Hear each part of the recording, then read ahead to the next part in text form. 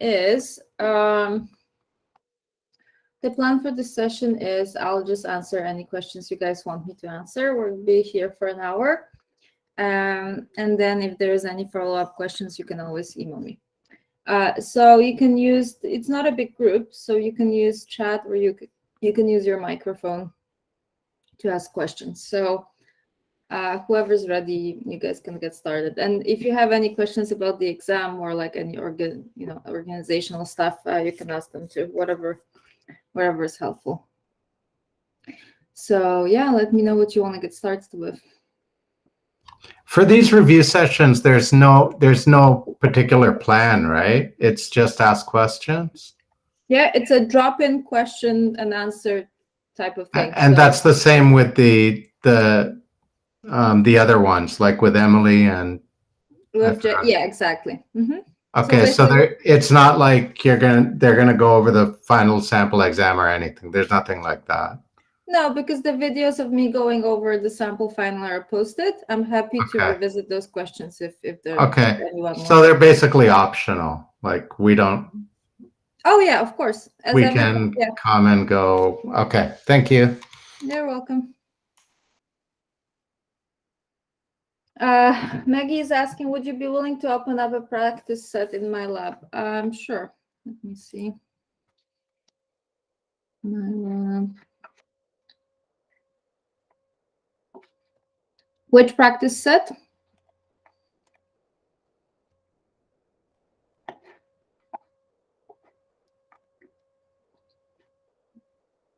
A variety?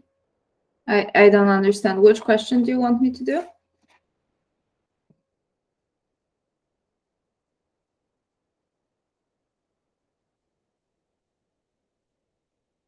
Yeah, let me know a specific one of each. One of each of what? Like you have to give me a specific question number.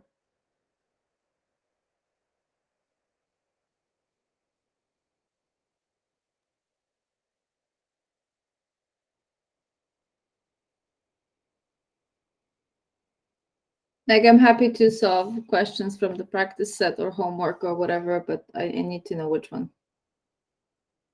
And I'm also happy to revisit any questions from class or from sample final, whatever you guys need. Something similar to exam. Well, I would prefer a very specific question, something you really want me to figure out. If you guys want to know what's in the study plan, it's basically all the questions that I didn't choose for homework. They're likely least related to what you're going to get on the exam, if I'm being honest. There are probably more hard or less related or less important questions that I thought. There are extra questions that are good to solve, but I definitely wouldn't prioritize them, or I wouldn't argue they're very close to the exam. But if there is a specific question that interests you, I'm happy to solve it, of course. Right. In the meantime, if anybody else has any specific problems that they want me to address, I'm happy to help.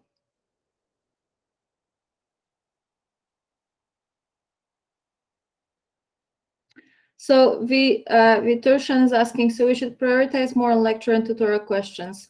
Correct. When you look at the sample final, which I would definitely practice if I were you, you would notice that types of questions are similar to what we've done in class. So what we've done in live classes, what I discussed in the videos, and in the tutorial questions. I would absolutely prioritize those.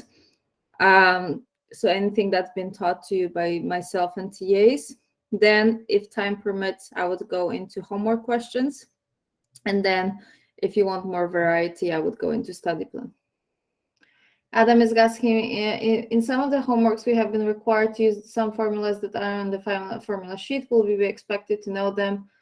Or will the final just stick to problems that can be solved with the formulas provided? Can you give me an example? I'm curious, because that sounds weird to me. Maybe it was just a variation of the formula that you guys know. I would be interested to see an example, but kind of to answer your question directly, the formula sheet has all the formulas that you need on the exam, for sure. And if you do the final exam, you'll notice that there is no surprises there. I'm basically doing kind of very standard questions. It is possible that there is a slightly different version, but I'm assuming, you know, like it's finance or math. There are certain rules that we learn, certain general formulas, and then sometimes you may need to use some judgment and thinking to apply them to different situations. You can't have a very specific formula for any situation. There are also sort of generalized versions of a formula. But yeah, absolutely everything you need for the exam is on the formula sheet. And if there was something weird in the homework, I'm always happy to take a look at that and ensure, you know, but I doubt it. All right, Maggie, is there, because Maggie asked me to go to the study plan, but I still don't know what I should look into. Do you still want me to do something from there?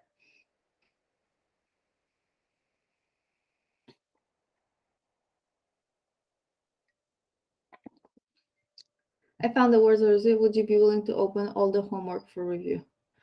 The homework for review, like open to you guys. You can review your homework. So once you have submitted your homework and you go to the course home and you go to assignments, and then, so I, as a student, haven't submitted any homeworks, but you can go into the homework once you submitted it, and you can click on it and you can go through all the problems. If you should be able to review all of them if you submitted all of them. And if you have some access problems, feel free to email me and I'll take a look at that. Krista is saying, could you go over question 15 in the chapter 8 homework? I wasn't sure how to approach the question.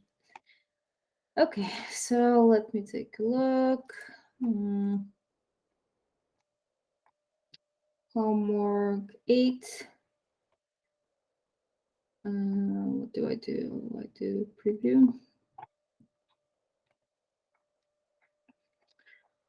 And question question 15.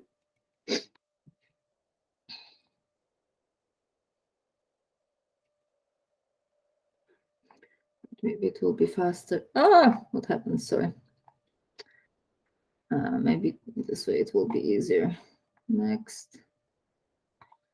Sorry, it's a little bit hard to access homework once it's been assigned.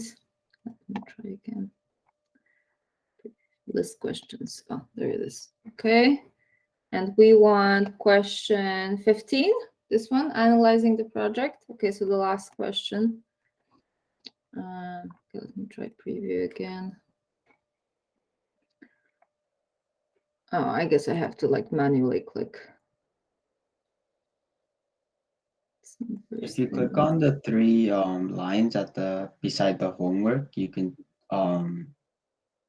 click on the question, if that makes sense. Where? Like if you go back to that same thing, like where you were, like the questions where you were, yeah, so you see those 3 lines beside the homework at the top left corner. You click on that. Thank you. Yeah, no worries. Awesome. All right. Okay. Yeah, sure. That's just yeah, that's it is a little bit of a fun question. Happy to solve it. You likely won't get a question with as fun as this one on the final, but it is a pretty cool question. So let me go over it. It seems harder than it actually is. Okay, so all right. So the question is as follows. Use the table to answer the question below. And the table has projections, has information about investment in year 0. And then it has information about projections for free cash flows from years 1 to 10. Panjandrum Industries, a manufacturer of industrial piping, is evaluating whether it should expand into the sale of plastic fittings for home garden sprinkler systems. It has made the above estimates of free cash flows resulting from such a decision. Everything is in millions of dollars. It is thought that if marketing expenses are increased by 40%, then revenues will rise. Okay, so the thought here is if you increase your marketing spending, let's say you spend more money on advertisement, then it is expected that your revenues will go up. And the question is, by how much will revenues have to rise for the next present value of the project to increase? So basically, you have some sort of projections, and now you're doing a sort of sensitivity analysis or scenario analysis where you're trying to see, okay, is it worth for the company to increase marketing expenses by 40%? And at which point does it make sense in a way that it will increase my net present value? So we don't have a discount rate here, you'll notice. We actually won't be computing net present value. The one thing I want to say is that net present value is a function of free cash flows. Your free cash flows are identical for 10 years. So the only thing we're going to have to manipulate is basically free cash flow in 1 year. So the way I would do this problem is I would copy all the numbers. I think this is the easiest way to compute that. Okay, of course they copied weird. All right. This is not even, is this a number? Okay, I'm going to change those cells into number cells. It doesn't work. Okay, I'm just going to quickly type those numbers again. Excel doesn't see them as numbers. Sometimes it's just faster to do it this way. Okay, so all I'm doing is I'm copying the data. If I were to solve this at home, I would just do it on paper and it would be very quick. But for the purpose of this review session, I think it's better to have it nicely set up. So I'm copying the numbers and whoops. Okay, so this will be, let me do it like this. So this will be my revenues. This will be my manufacturing expenses. This will be my marketing expenses. This will be my CCA, capital cost allowance. This will be my EBIT. This will be my EBIT. This will be my tax. Oops, sorry, tax. This will be my, how do they call it there? This will be my unlevered net income. Net income. And then we have additions again. So I have CCA. Add back CCA. Add back CCA.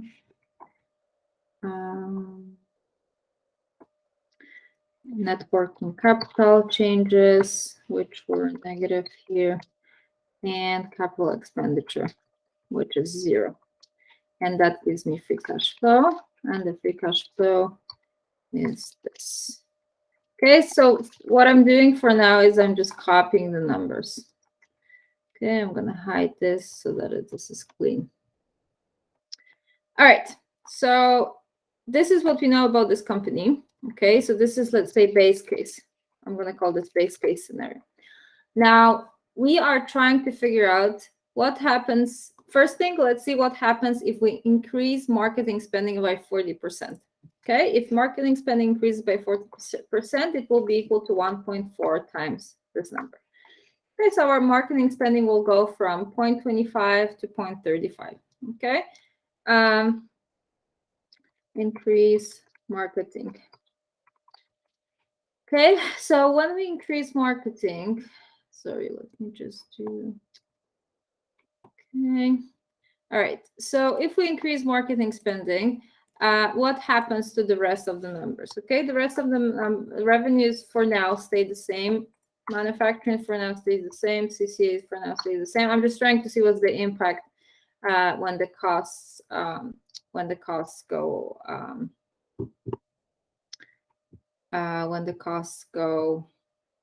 up. Tax, we were told that tax is 40%, so tax is 0.4 times this. So you can see marketing spending, of course, impacts our EBIT. It's lower now. then unlevered net income becomes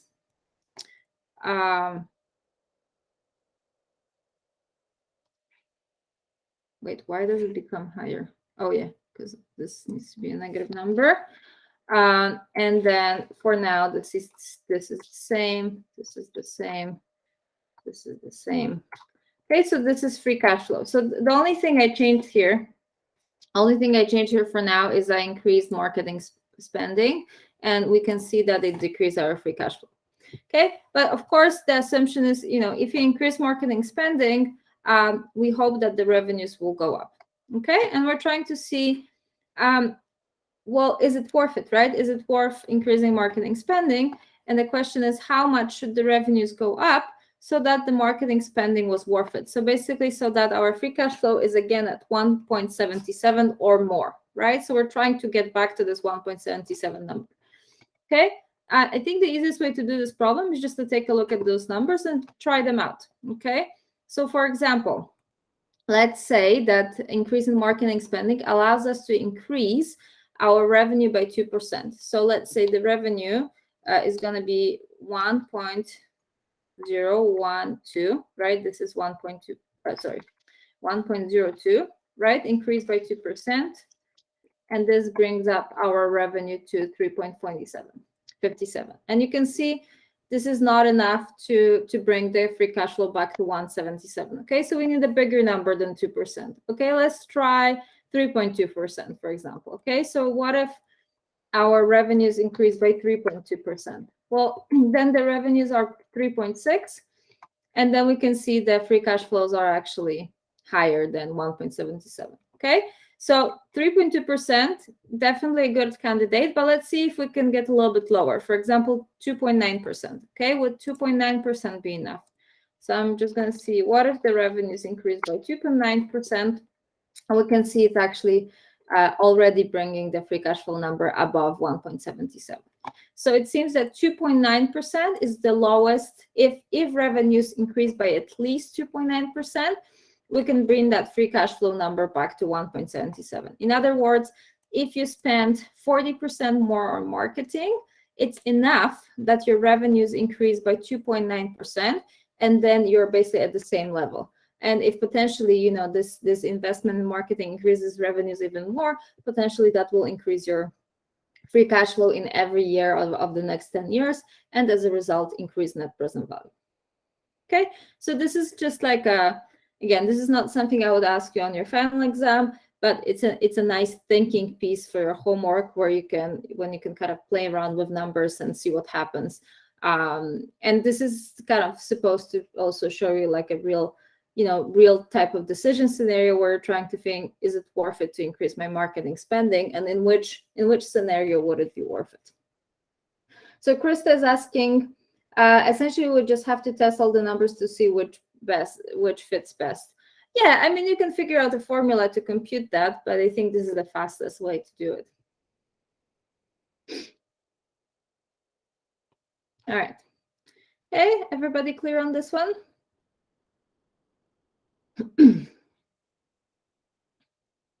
I might ask you like a simple version of that question, more like, I don't know, like some small version of sensitivity analysis, like if your sales go up by this much, what will happen to your bottom line or something like that. All right, what else should I look into?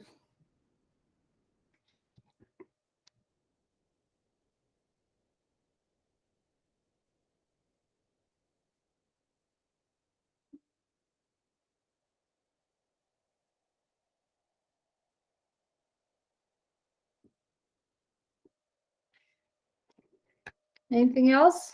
Do you guys want to go over anything from the sample final, or just let me know.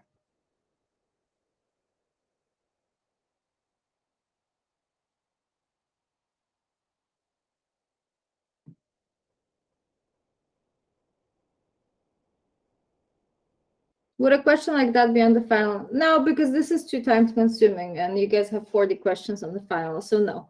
a much simpler version of that question, but not a question like this, no. I don't know. We can look at, again, I would say a sample final is always a good indication of what types of questions you can expect, and so are tutorials and stuff we did in class. What do they want?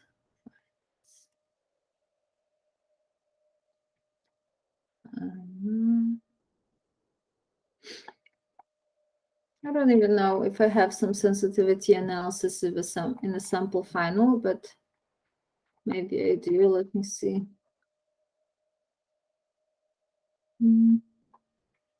This is just calculation of free cash flow, incremental sales.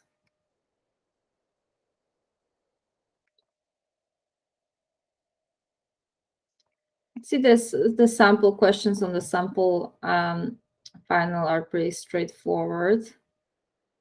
Well, yeah, I guess question 36 is a good example of like sensitivity analysis related stuff, where you buy a new equipment and this will allow the firm to increase sales by 15%. What will be the increase in revenue and stuff like that? So like kind of simpler version where you just have to like focus on one item on the income statement.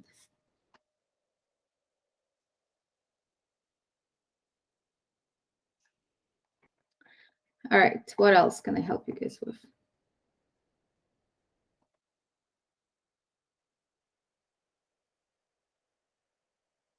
I'm very open to revisit the questions I already covered in class if that's helpful. So don't be shy.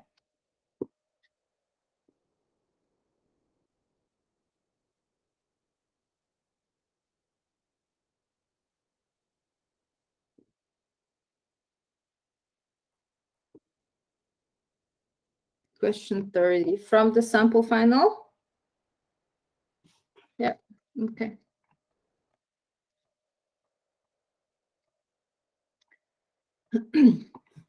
Assume JUP has debt with book value of 20 million trading at 20% of par. The bonds have a yield to maturity of 6%. The firm has a book equity of 20. 2 million shares trading at 18 per share. The firm's cost of equity is 12%. What is JUP's weighted average cost of capital if the firm's marginal tax rate is 35%? So we remember that for weighted average cost of capital, we need cost of every source of capital, and we need appropriate weights of different sources of capital, and the weights will have to be based on the market values of those sources of capital. So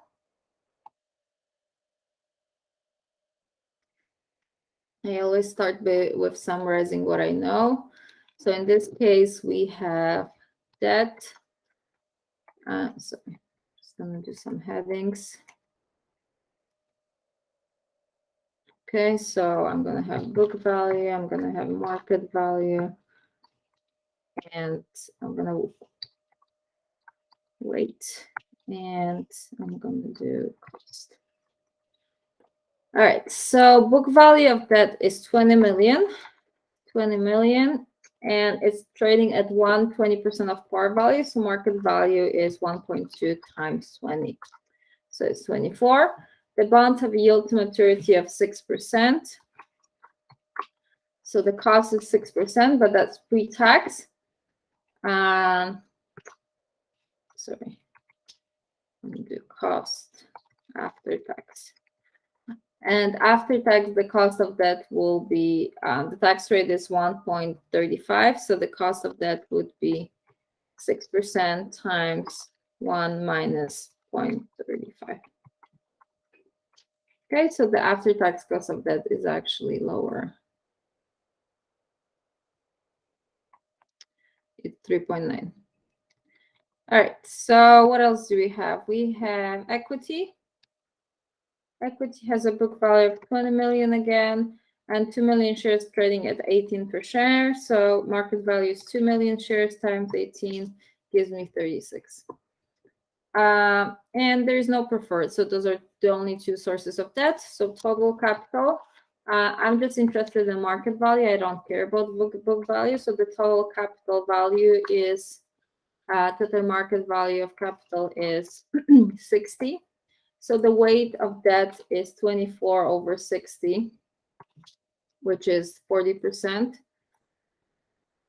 And then the weight of equity will be, well, we can guess that it will be 60%. All right, and the cost of equity is 12%. Okay, and cost after tax, the tax doesn't affect cost of equity, so it's the same. Okay, and the weighted average cost of capital, what we do is we take the weight of a source of capital, 40%, multiplied by cost, 3.9, plus weight of equity multiplied by cost of equity. And that gives me weighted average cost of capital.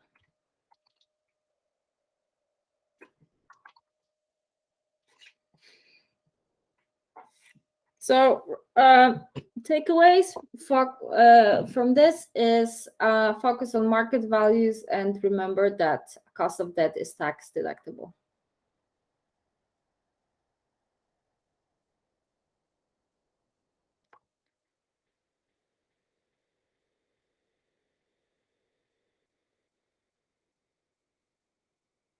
All right, what else?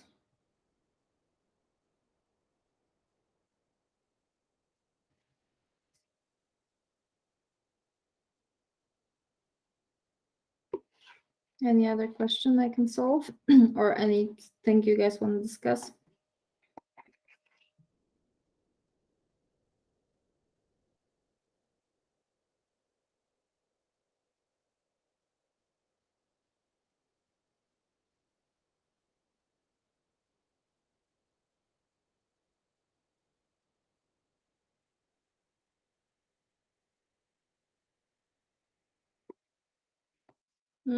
Any other questions? Anything you guys want me to go over with?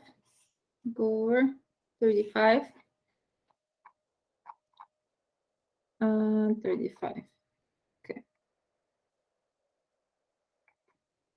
An investor has a budget of $10 million.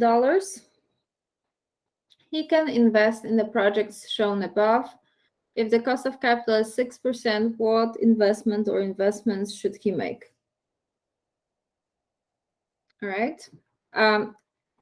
Side note, this is an excellent sample final question.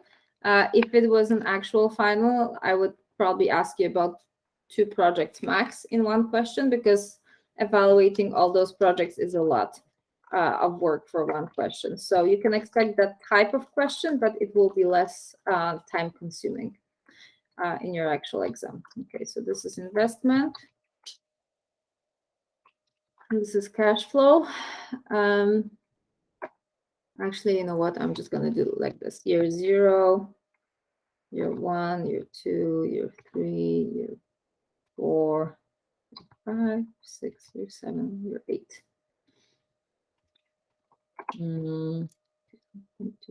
This. Trying to see how I can do it so everything is visible. All right, so we have an investor that has a budget of 10 million. Okay, so we know there is a maximum amount of initial investment that can go into that project. And he has 4 projects to choose from, and the cost of capital is 6%. All right, and the projects are as follows. Project A, initial investment is 7 million. Project B, initial investment is 6. Project C, initial investment is 5. Project D, initial investment is 4. And now this project has 4 million per year. Please note that all of those are annuities. So if I wasn't solving this thing in Excel, I would probably just do present value of annuity calculation. That's a pretty fast way to solve it. Or you can just do a table like this in Excel and just use the NPV function. It's up to you. And just because you notice they're all annuities. All right, so I summarized the information about this project.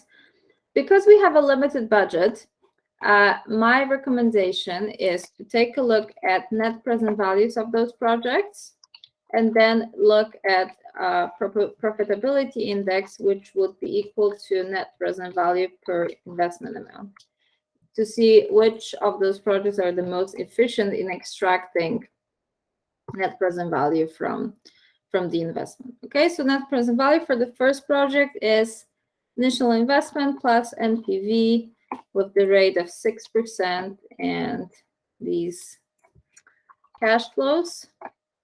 Okay, it's not in percentage. Okay, now the next one is initial investment plus NPV with a rate of 6%. Oops. Okay, this is not what I wanted. There it is.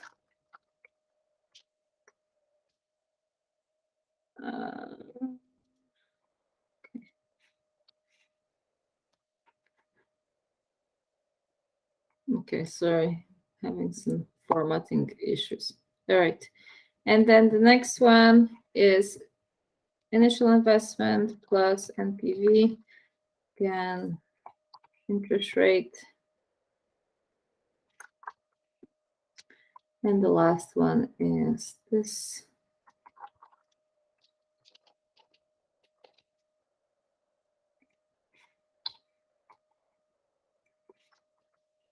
Okay, so those are my net present values. We can note that all those net present values are positive.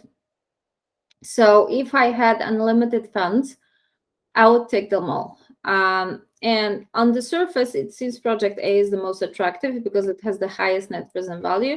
It doesn't utilize the full budget, and we're interested to see if there is perhaps a scenario where we can invest in two projects, like, I don't know, C and D or B and C together, that are still within our budget, that together would bring higher net present value. So I'm going to take a look at the profitability index. Maggie is saying C and D. Let's check. So NPV divided by initial investment. Just going to put a little minus before that so that we can see it as a positive number. Okay, so based on that, we can see that project D is really great at extracting value. Then we see project A is kind of second one in terms of efficiency. Then project C is the third one. Okay. So, and as Maggie had made a suggestion, potentially project C and D could be done together. So let's see, if we do C and D together, the net present value would be over $10 million. Okay, so based on that, I would do C and D together because they both fit into a budget. And yeah, and you still have 1 million left, which is, I believe, answer E. Okay, is it clear for everybody?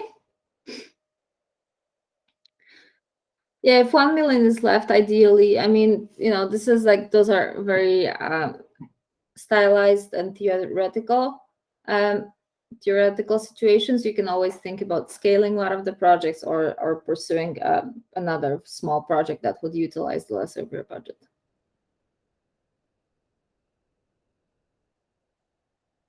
Okay, anything else?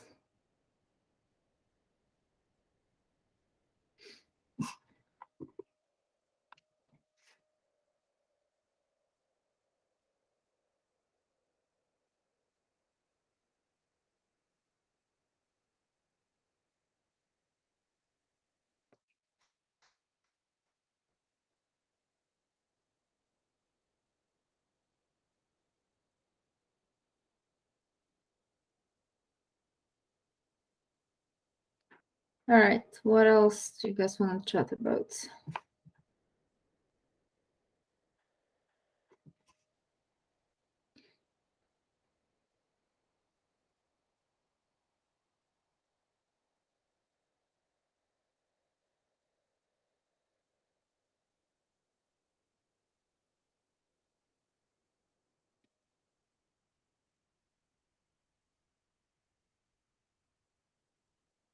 $39.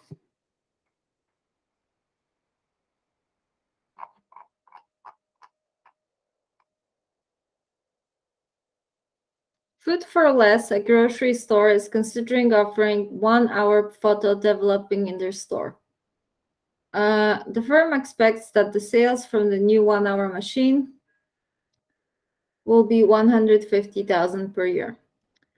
FFL currently offers overnight film processing with annual sales of $100,000.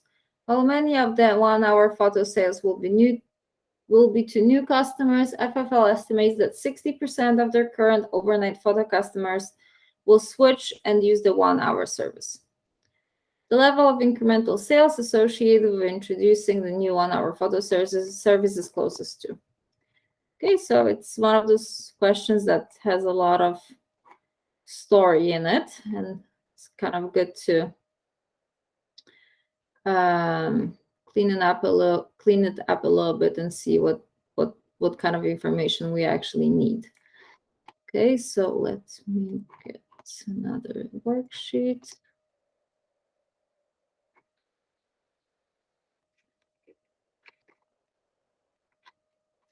All right, so the grocery store is considering offering 1-hour rent. The firm expects sales from the new machine. Okay, so we have new machine, and we have sales, and it will be 150,000. Oops. And they currently offer overnight film processing with annual sales of 100,000. So currently, old machine, they have sales of 100,000. And they estimate that 60% of their current overnight photo customers will switch and use the 1-hour service. Okay, so basically, once you launch the new machine, 60% of the people who use the old machine will go to the new machine. So old machine new sales will be just 40% of the sales you used to get from that machine. So we'll have 1 minus 60%, because 60% are leaving to the old machine, times the sales from the old machine. Okay, so basically what's going to happen is you're going to have $40,000 of sales from the old machine and 150,000 sales from the new machine. So the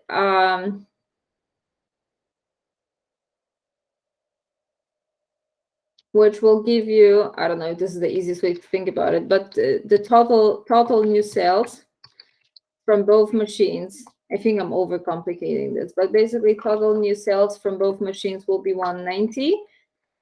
Old sales used to be 100, so incremental sales will be 190 minus 100. So it would be 90,000.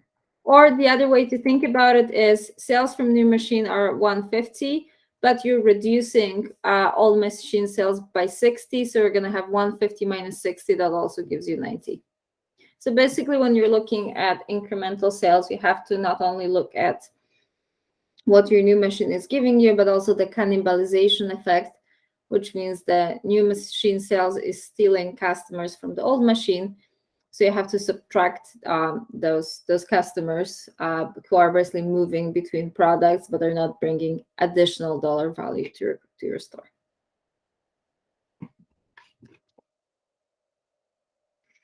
Right? Is that clear?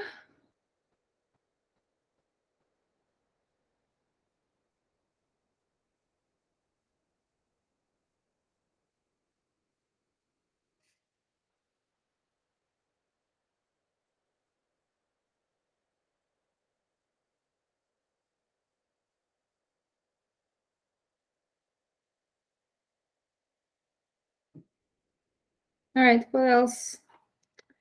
What else can I help you with?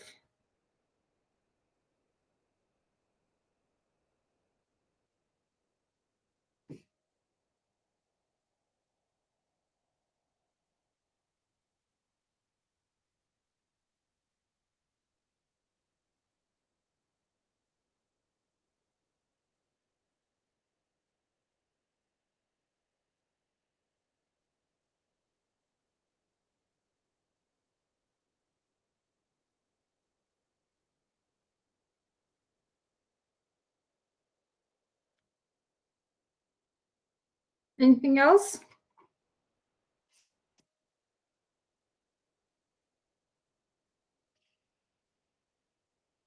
It's very quiet. There were so many people who are voting for Monday review session instead of Friday.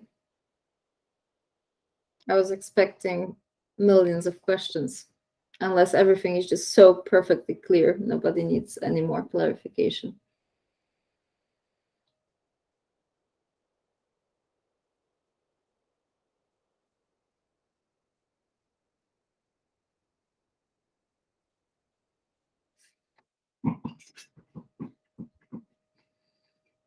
Anything else? We have 20 minutes left.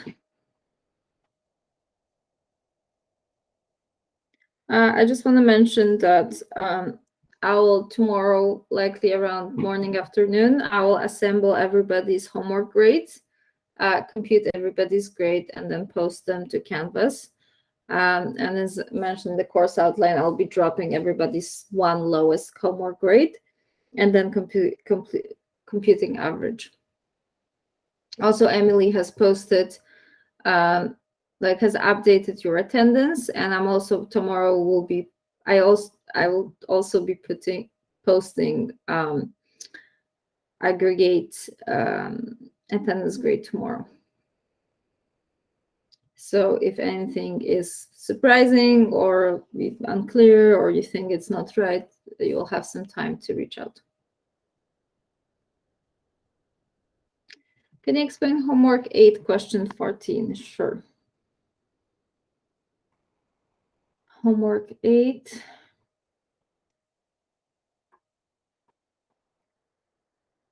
Question 14.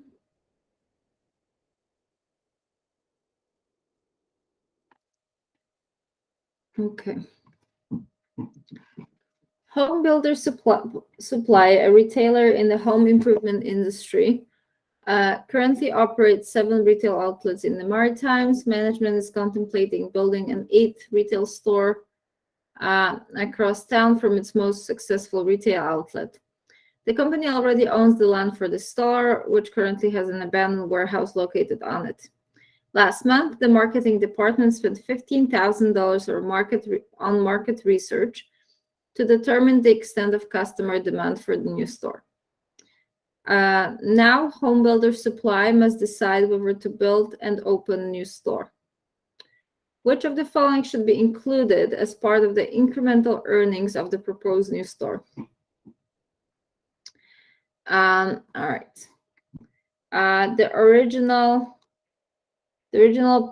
purchase price of the land where the store will be located. Okay, let's do it together. What do you guys think? Should the original purchase price be included in the analysis? Yes or no? You guys can vote in chat. Maggie says yes. Any other votes? No, says Jacob. Okay, anyone cares to explain their decision? Anyone remembers what the sunk cost is? What is the sunk cost? Yeah, so Jacob is saying the purchase was already made. Whenever we're looking at our capital budgeting decisions, we're always looking at current or future costs. We're never looking at the past. So this is this concept of sunk cost, where past expenses should not affect our decisions regarding future. What's in the past is in the past. It can't be recovered. So you already own the land, and the cost of the land will not be included in the analysis, because this is a sunk cost. So this would be a no. Okay. And let's look at the second one. The cost of demolishing the abandoned warehouse and clearing the lot. What do you guys think? So the purchase of the land, not appropriate. But what about demolishing the warehouse and clearing the lot? Yes, I agree, right? So this is something that you have to do to get going with your project. This is a future cost. So definitely yes.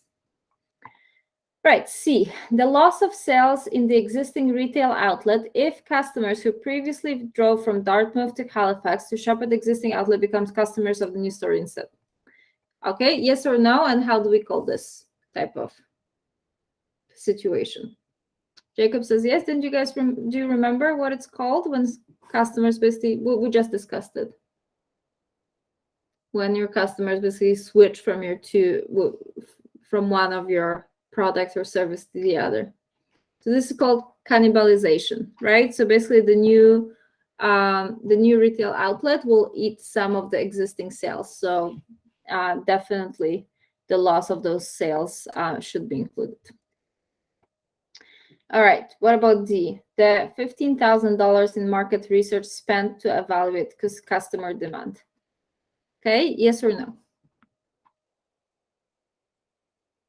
And you can refer to the problem description to see when that happened. So it says last month, the marketing department spent $15,000 on market research to determine the extent of demand. So should we include this cost or no?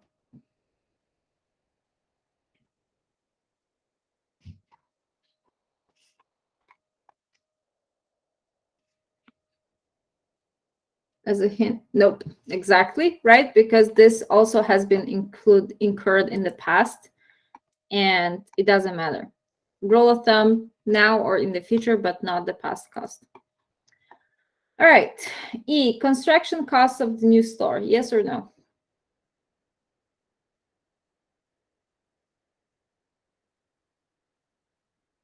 Come on, guys, you came to the review session. Make an effort, press a couple of buttons on your keyboard. This one is easy. Yes, exactly, right? You have to construct a new store. So definitely this should be included as an incremental cost. The value of the land if sold. Okay, we haven't discussed a lot about this, but it was mentioned.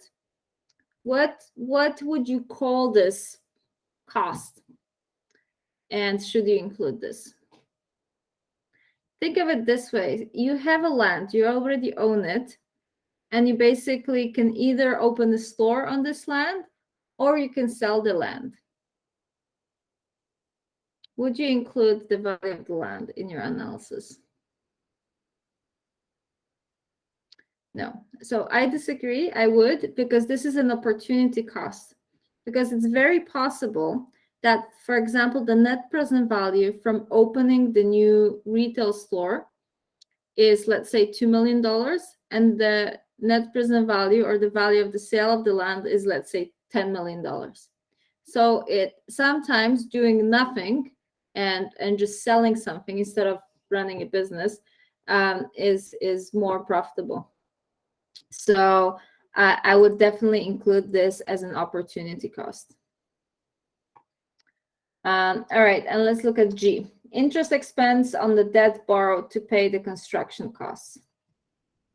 That's it. No, perfect, right? We don't include interest expense. Our free cash flows don't include interest expense because the cost of financing is included in our discount rate. So if our financing for the project includes debt, it will be included in the weighted average cost of capital. So interest expense not included.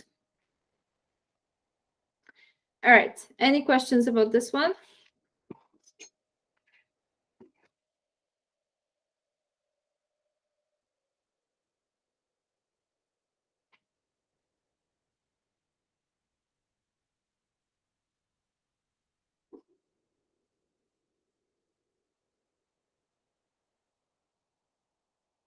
All right, we have 10 minutes left.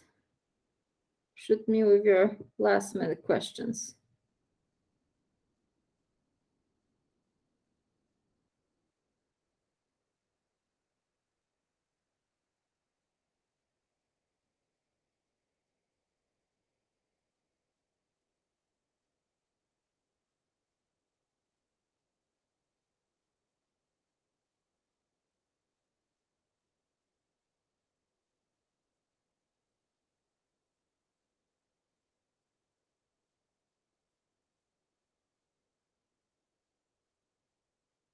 Anything else?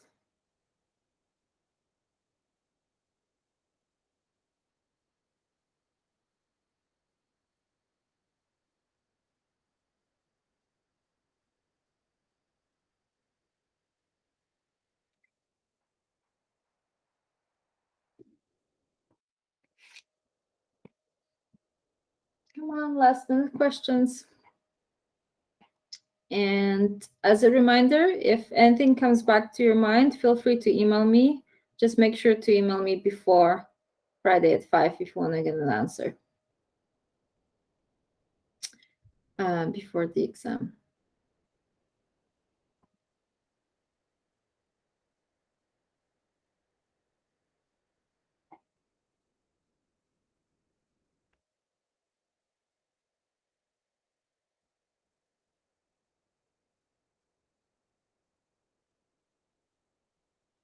Anything else? Should we wrap this up?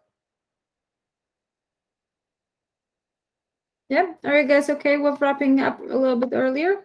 Or is there any question I can help you with? All right. So I think we can finish. And yeah, if anything comes to your mind, feel free to stop by one of the review sessions with the TAs. Just keep in mind to, bring your problems. It will be also kind of a Q&A type of session. And yeah, if anything comes to your mind and you want to chat with me, just email me. I won't be holding office hours on Wednesday. I'm going to post an announcement, but I'm happy to meet with people at other times if you guys want to see me and talk about stuff. So keep your eyes out for the grades tomorrow, and yeah, good luck. Good luck as you prepare for the exam. Yeah, no more classes. The semester is over. So this is the last time we see each other unless you reach out to me, or unless there is some problem during the exam, then I'll be available in the chat, of course. All right. Okay. Thank you so much. And just don't be shy. Email me if anything comes up. All right. Take care.